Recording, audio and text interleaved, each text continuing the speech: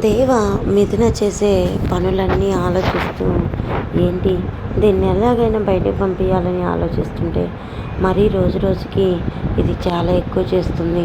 అయినా కానీ పేదవాళ్ళకి పట్టాలు పంచేటప్పుడు నేను మంచివాడిగా ఉండాలి కాబట్టి వాళ్ళు దండలు మార్చుకోమంటే ఇలా దండలు మార్చుకున్నాను తప్పితే నాకు అది భార్య కాదు, నేను దానికి భర్తను కాదు అని చెప్పేసి మనసులో అనుకుంటూ ఉంటాడు.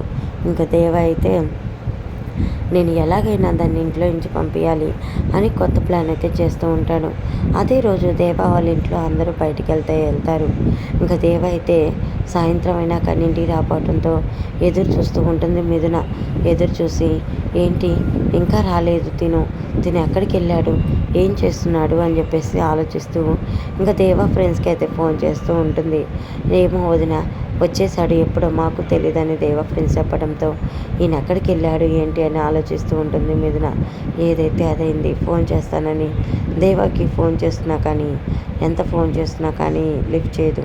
ఇంకా లిఫ్ట్ చేయకపోవడంతో దేవ అయితే అప్పుడే ఇంటికైతే ఫుల్గా తాగి వస్తూ ఉంటాడు.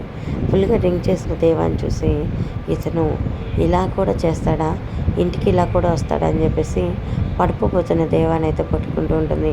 దేవ అయితే ఇంక మిథునని చూసి నా పెళ్ళాగని కానీ పెళ్ళామా ఏంటి అలా చూస్తున్నావు, నీ వల్లే కదా నా జీవితం ఇలా అయిపోయింది, అయినా కానీ ఒకే ఒక్క తాళి కట్టిన పాపానికి నువ్వు ఇలా చేస్తావని అనుకోలేదే అని చెప్పేసి దేవ అంటూ ఉంటాడు.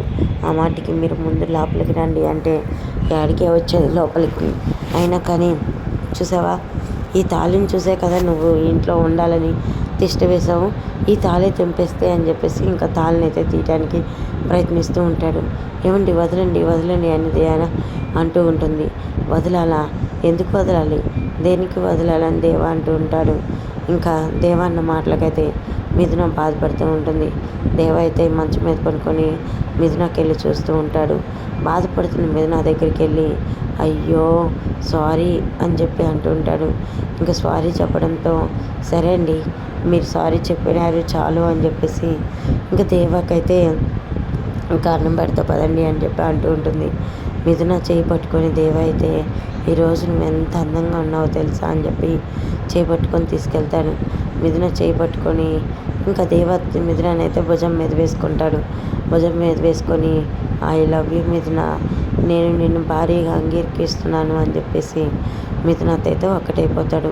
మిథునతో ఒకటవుతుంటో మిథున అయితే చాలా సంతోషపడుతూ ఉంటుంది. ఇప్పటికి నన్ను అర్థం చేసుకున్నాడు ఈ రౌడీ మొగుడు, ఇంకా రౌడీ మొగుడిని మంచి మొగుడుగా మార్చుకోవడమే నేను చేసుకోవాల్సింది శివయ్య అని చెప్పి ఉదయాన్నే అయితే పూజ చేస్తూ ఉంటుంది. పూజ చేస్తున్న ఇంకా దేవ దగ్గరికి వెళ్ళి మొహాన్ని అయితే నీళ్లు కొడుతూ ఉంటుంది. మొహాన్ని నీళ్లు కొట్టడంతో ఒక్కసారిగా ఉలిక్కిపడతాడు దేవ ముందు సిగ్గుపడుతూ మెలికలు తిరుగుతూ ఉంటుంది. మిథున సిగ్గుపడుతూ మెలికలు తిరగటంతో ఏం చేస్తున్నావు, పొద్దున్నే నీ మొహం నాకెందుకు చూపిస్తున్నావు, వెళ్ళి ఇక్కడి నుంచి అని చెప్పేసి దేవ అంటూ ఉంటాడు. అదేంటండి రాత్రి మీరు తాగిన మత్తులో ఏం చేశారో మీకు గుర్తు లేదని సిగ్గుపడుతుంటుంది.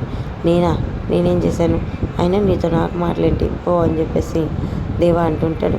సర్లే అండి రాత్రి అంతా మీకు నిద్ర లేక ఒళ్ళు నొప్పులుగా ఉండేటట్టుంది, రాంటి వేడి నీళ్ళతో తన మీద అంటూ ఉంటుంది. ఏంది ఇది ఇలా మాట్లాడుతుంది, అసలు రాత్రి ఏం జరిగింది అని ఇంకా దేవ అయితే తన బ్రెయిన్ బద్దలయ్యేటట్టు ఆలోచిస్తూ ఉంటాడు. ఎంత ఆలోచించినా కానీ చివరికైతే దేవకి రాత్రి ఏదో జరిగిందనే అనుమానం వస్తూ ఉంటుంది. మరి చూద్దాం ఏం జరుగుతుంది ఏంటి అనేది ఇంకా రాబోయే కథలు వీడియో నుంచి లైక్ చేయండి.